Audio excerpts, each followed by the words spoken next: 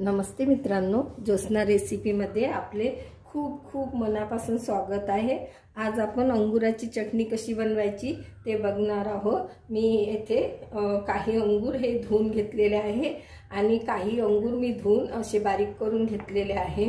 मैत्रिणींनो, मुलं जवळ असले की नाही तर अशा प्रकारचे पदार्थ बनवून नक्कीच त्यांना खाऊ घाला। एकदाचे जॉबसाठी किंवा शिक्षणासाठी बाहेर गावी गेले ना तर खूप आठवण येते आपल्याला। माझे मुलं बाहेर गावी गेलेले आहेत।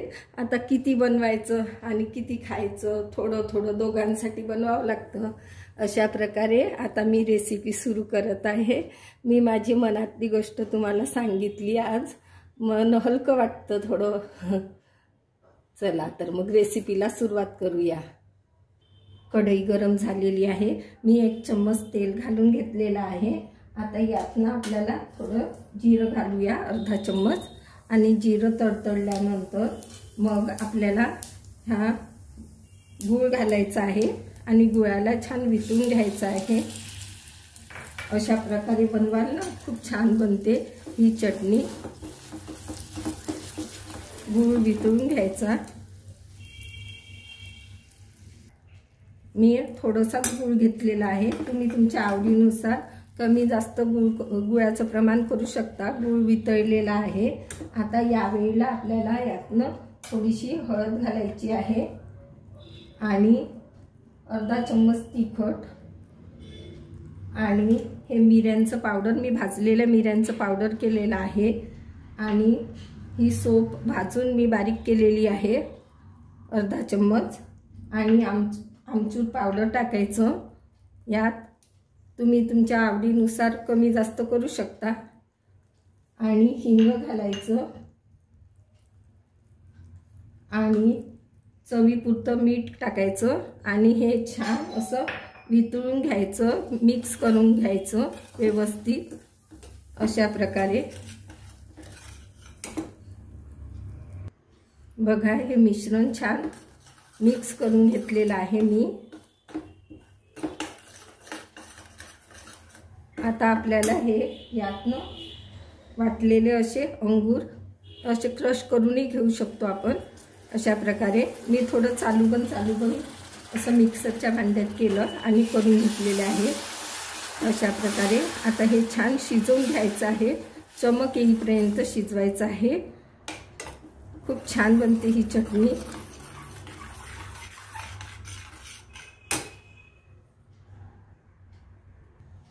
आता आपल्याला यातनं ही थोडी शिजत आलेली आहे, त्यावेळेला अर्धा चम्मच धने पावडर आणि अर्धा चम्मच जिरे पावडर, हे भाजलेल्याच जिऱ्याचं आहे। धने पण भाजलेल्याच भाजून घेतले होते मी धने, त्याचं पावडर केलेलं आहे।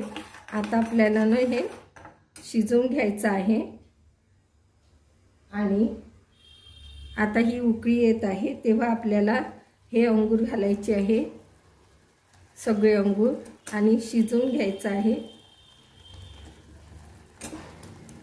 खूप छान बनते ही चटणी। अशा प्रकारे एकदा तरी नक्की ट्राय करा। आता ही आपल्याला 4-5 मिनिटापर्यंत शिजवून घ्यायची आहे। याला चमक आली की समजायचं की आपली चटणी तयार झालेली आहे।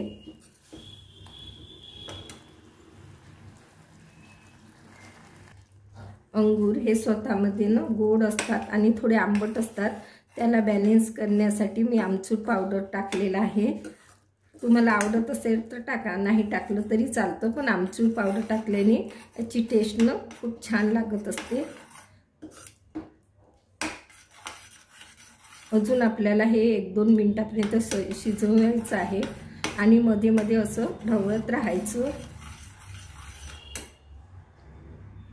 बघा, चटणीला छान चमक आलेली आहे। आता सर्व करण्याच्या प्रोसेसकडे वळूया। बघा, आपली अंगुराची छान गरमागरम चटणी तयार झालेली आहे। बघा, छान चमक आलेली आहे।